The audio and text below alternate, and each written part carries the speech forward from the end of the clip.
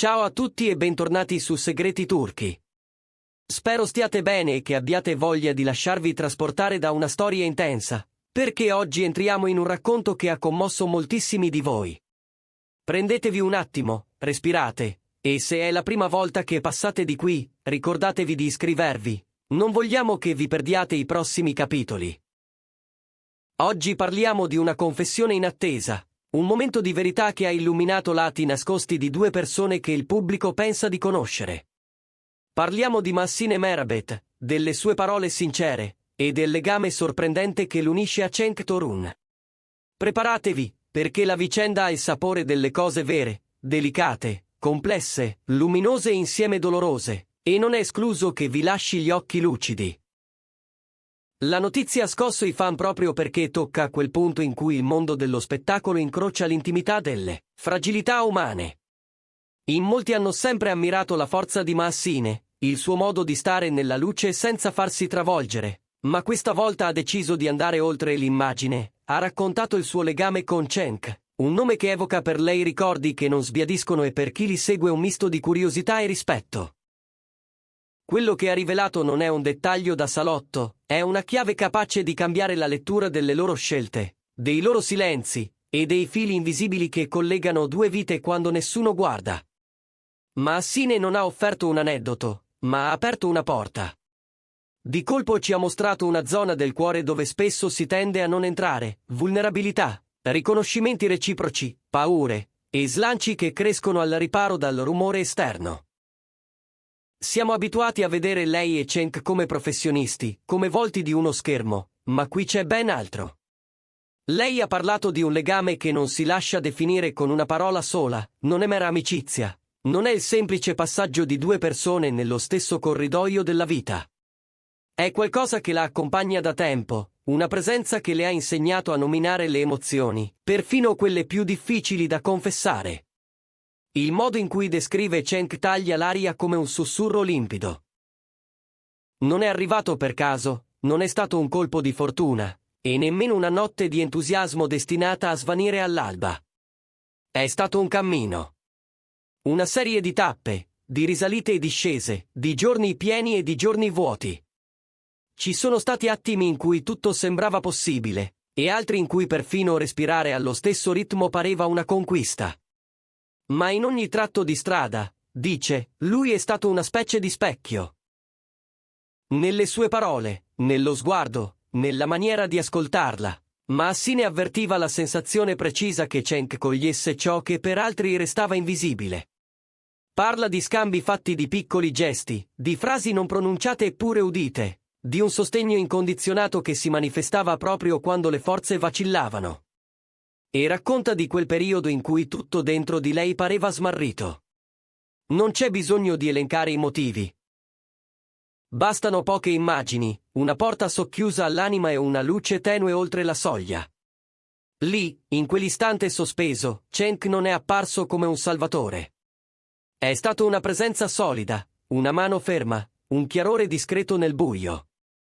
Le ha ricordato che il peso si può dividere, che l'equilibrio non è una posa ma un modo di reggersi insieme, e che certe paure, nominate al momento giusto, perdono gran parte del loro potere. La loro connessione, così come la definisce, non è mai stata un'etichetta cucita in fretta. È una grammatica emotiva imparata nel tempo, un codice sottile che solo loro sanno leggere. Eppure, proprio quando la storia sembra trovare un approdo, quando il sentimento mostra una maturità piena, ecco che affiora la parte più amara. Perché Mahsine non nasconde le pieghe del vissuto, ammette che tra lei e Cenk una distanza c'è stata, e non si trattava soltanto di chilometri o di agende piene. Era una distanza fatta di circostanze, di responsabilità non rinviabili, di promesse fatte in tempi diversi, di quella rete di limiti concreti che, a volte, sbarra la strada anche alle intenzioni più pure. Questa è la ferita che punge, sapere che qualcosa di autentico c'è, che pulsa e nutre, e dover comunque fare i conti con le regole di una realtà più grande di loro. Nelle parole di Mahsine non c'è rancore. C'è la consapevolezza che alcuni legami, per quanto forti, hanno bisogno di essere custoditi dentro confini che non sempre coincidono con i sogni. così il racconto prende una piega dolce amara. Non è un addio gridato, non è una porta sbattuta. È piuttosto il riconoscimento lucido di un limite, quello che separa l'intensità di un sentimento dalla possibilità, pratica, di trasformarlo in un futuro costruito secondo i canoni più semplici. Lei lo spiega con una sincerità disarmante. Racconta che Cenk sapeva leggerle i pensieri prima che lei stessa vi arrivasse, che a volte bastava un cenno per dire tutto. E racconta di come accettarsi sia stato il dono più prezioso di tutti, essere visti per ciò che si è davvero, con desideri e timori, con slanci e esitazioni. In quell'accoglienza, ripete, c'era una pace rara. Ma la pace, in questo caso, convive con il prezzo della rinuncia. Perché il tempo non sempre si allinea. Perché il mondo attorno chiede impegni, richiede risposte, impone scelte che non possono essere ignorate senza pagare conseguenze più grandi. C'è un aneddoto, e chi l'ha ascoltato non l'ha più dimenticato. Una conversazione arrivata tardi, quando la notte costringe tutti a essere veri. In quel dialogo nudo, Cenk ha confessato di avvertire la stessa identica connessione. La presenza di Massine nella sua vita non era un fatto casuale, ma un faro. Anche lui, però, ha riconosciuto le barriere. Non si trattava di scuse, erano muri reali, fatti di doveri, di storie pregresse, di paure legittime, di un cammino che, per quanto condiviso in profondità, doveva piegarsi a regole che non sempre il cuore accetta. E poi c'è quella scena che pesa come un capitolo decisivo. Una sorta di saluto che non si può chiamare addio, e che però cambia per sempre il tono della voce con cui ci si parla. Massine lo descrive come un arrivederci consapevole, un punto a capo messo con mano delicata, sapendo che da lì in poi il testo avrebbe preso un ritmo diverso. Non era un taglio netto, ma una nuova forma del loro modo di esistere l'uno per l'altra. Un confine che non cancellava la tenerezza, ma ne ridisegnava i contorni. E in quel confine si sono dati l'unico patto possibile, proteggere ciò che li aveva resi migliori senza forzarlo a diventare altro. Se ascoltate attentamente, in questa confessione non c'è l'eco di una sconfitta. C'è piuttosto la lezione difficile e potente che arriva quando si è costretti a fare i conti con la complessità dell'amore, perché sì, l'amore si declina in mille forme. A volte travolge e si compie, altre volte illumina e resta. In entrambi i casi, lascia tracce. Massine lo dice con gratitudine. Cenk le ha insegnato la qualità dell'empatia, il valore del rispetto nei momenti più fragili, e la forza che nasce quando ci si permette di essere vulnerabili. La vulnerabilità, per come l'ha vissuta con lui, non è stata una ferita, ma una porta su cui appoggiare la fronte e trovare riposo. Ciò che commuove è l'assenza di veleno. Niente recriminazioni, niente accuse. Solo la calma di chi ha guardato il proprio vissuto con accuratezza e lo ha riconsegnato al mondo senza travisarlo. La malinconia c'è, certo. È la malinconia delle cose giuste ma non semplici, delle strade parallele che viaggiano vicine senza toccarsi, dei treni che si vedono scorrere affiancati per un tratto e poi deviano perché così è tracciata la linea. Eppure, nel suo racconto, la malinconia non divora, accompagna. È il colore di fondo che esalta i bagliori, li rende più veri. Molti di voi si sono chiesti, perché la distanza? Perché non forzare il destino? Ma il punto è proprio questo. La loro storia non è una lotta contro il fato, è un atto di responsabilità reciproca.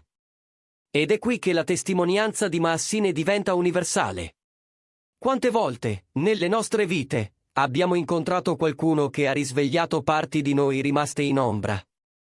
Quante volte quella persona è diventata la misura silenziosa con cui confrontiamo il mondo? E quante volte abbiamo dovuto fare la scelta più difficile? Conservare l'integrità di un sentimento rinunciando a trasformarlo in qualcosa di più facile da raccontare agli altri. A chi teme che un legame così resti sospeso, lei risponde con serenità. Racconta che certe connessioni superano i titoli, vanno oltre i ruoli, oltre i rituali sociali. Non perché siano perfette, ma perché sono vere. E aggiunge un dettaglio che spiega tutto. La presenza di Cenk nella sua vita è diventata una traccia costante, una linea sottile su cui ritrovare l'equilibrio quando il rumore di fuori si fa assordante. Non serve stringerla forte per non perderla, basta riconoscerla. In quell'atto di riconoscimento, dice, c'è il loro presente possibile. Il video di oggi nasce proprio da questo bisogno condiviso di dare un nome alle cose. E di riconoscere che, anche quando si soffre, si può crescere. Perché, nel racconto di Maassine, ogni lacrima porta un seme.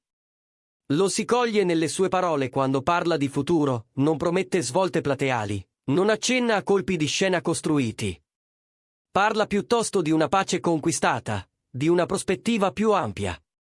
Dice che saper ringraziare il passato senza incatenarlo è stato il passo decisivo. E nel ringraziare, il nome di Cenk risuona come quello di chi ha lasciato una traccia gentile ma profonda. Molti si sono rivisti in questa confessione.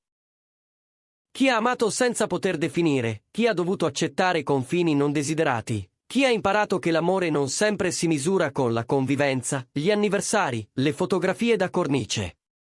A volte l'amore è quell'istante in cui ci si scopre veri, ed è già tutto.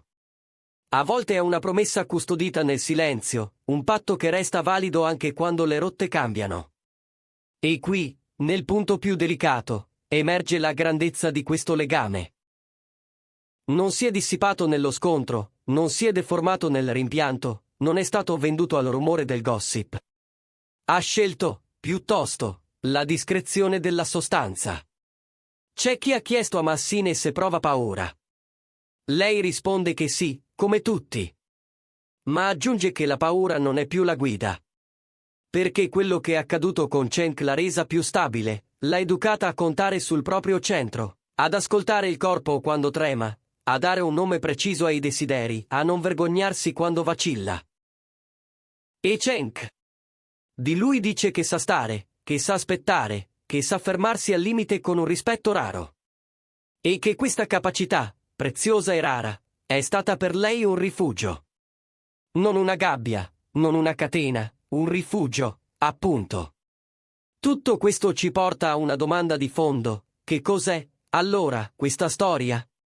È una storia d'amore? È un'amicizia? È un enigma? Forse è una somma di tutte queste cose. Di sicuro è una storia che parla di responsabilità emotiva. Parla di come ci si possa volere bene senza possedere, di come si possa proteggere senza invadere, di come si possa restare presenti senza costringere. E di come, quando arriva il momento di salutare una forma per conservarne l'essenza, si possa farlo con la grazia che nasce solo dalla verità. Alla fine, ciò che resta è un insegnamento che valica i nomi.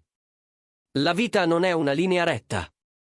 La vita chiede ascolto, chiede coraggio, chiede dolcezza persino quando tutto dentro spinge a correre. E questo racconto lo dimostra. Perché Maassine ha scelto di dire la sua verità senza drammatizzarla e senza sminuirla, e perché Cenk, con quel modo discreto di esserci, le ha permesso di trovare la misura giusta con cui restituirla al mondo. È così che si capisce quanto due persone si siano fatte bene, dalla qualità con cui parlano dell'altro quando non c'è più niente da dimostrare.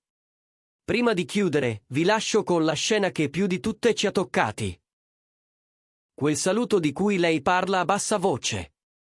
Immaginateli fermi, il tempo sospeso per un istante, il rumore della città che si spegne.